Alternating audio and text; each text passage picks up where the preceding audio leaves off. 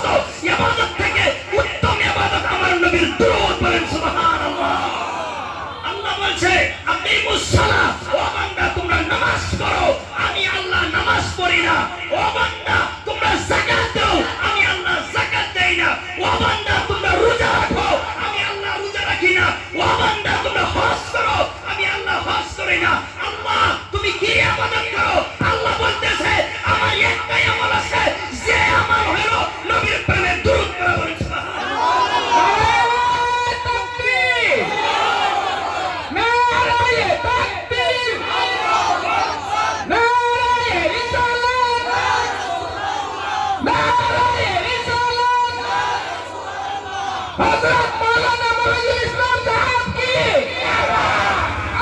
نحمده ونصلي على رسوله الكريم أما بعد فأعوذ بالله من الشيطان الرجيم بسم الله الرحمن الرحيم إن الله وملائكته يصلون على النبي يا أيها الذين آمنوا صلوا عليه وسلموا تسليما اللهم صل على سيدنا مولانا محمد وعلى آل سيدنا مولانا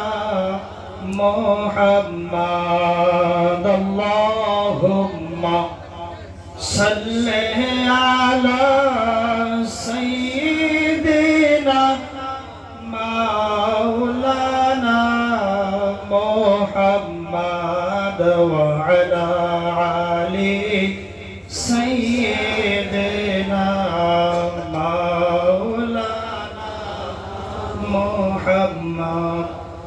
উপস্থিত আজকের এই পবিত্র উরুস মুবারকের আমার সম্মানিত সভাপতি সাহেব এবং মুখ্য অতিথি সুদূর কলিকাতা থেকে আগত হযরত মাওলানা মুফতি ইয়াকুব আলী রেজভী সাহেব এবং মুখ্য বিশিষ্ট অতিথি হযরত মাওলানা মুফতি হায়দার আলী আল মুজাদ্দিদি সাহেব বরপেটা থেকে আগত এবং স্টেজে বসা উলামায়ে কেরাম মুরব্বিয়ানে ইজাম, আমার সামনে বসা থাকা যুবক ভাইয়েরা, পর্দার আড়ালের আমার পর্দানিশী মা ও ভগ্নীগণ, আপনাদের খেদমতে আমার সর্বপ্রথম সালাম, আসসালামু আলাইকুম ওয়া রাহমাতুল্লাহ।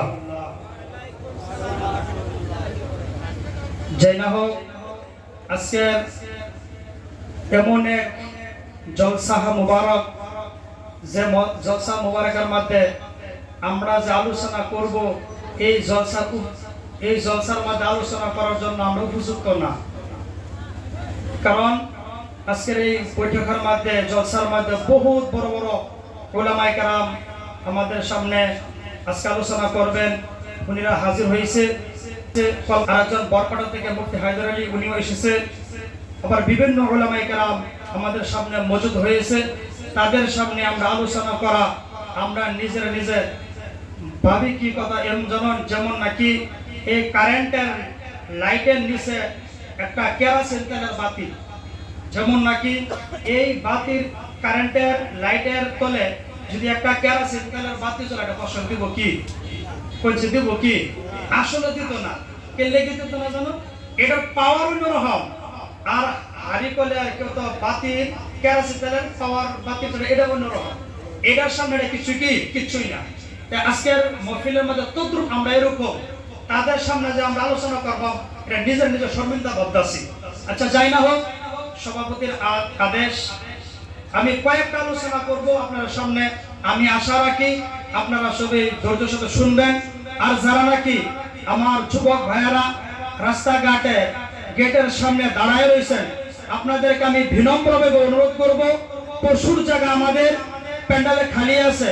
আপনারা এদিক সেদিক ঘোরাফিরে না করে আপনাদেরকে আমি বিনম্রভাবে অনুরোধ করি, আপনারা বসে যান।